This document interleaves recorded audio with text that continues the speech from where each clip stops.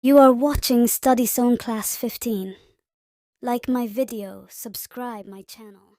Thirsty Crow's Big Drink. Once upon a time in a sunny meadow, there lived a little crow. His name was Caw-Caw.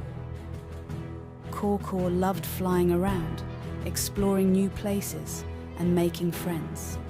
One hot summer day, Caw-Caw flew far away from his nest.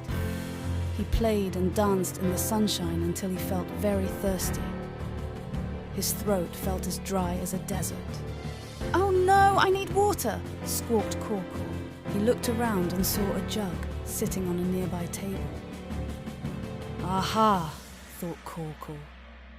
"Maybe there's water in that jug." Caw-Caw flew over to the jug and peeked inside. But oh dear!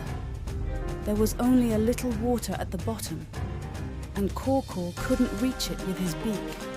What should I do? Caw-Caw wondered, scratching his head with his beak. Then, a clever idea popped into his head. He started dropping pebbles into the jug, one by one.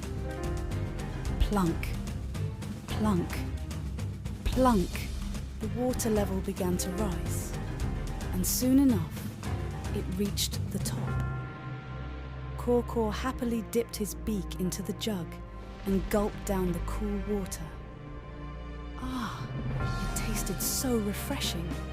Feeling satisfied, Caw-Caw flew back to his nest, singing a little crow song. From that day on, whenever he felt thirsty, he remembered his trick with the pebbles. And whenever he saw a jug, he couldn't help but smile and think, "That's how a clever crow gets his drink."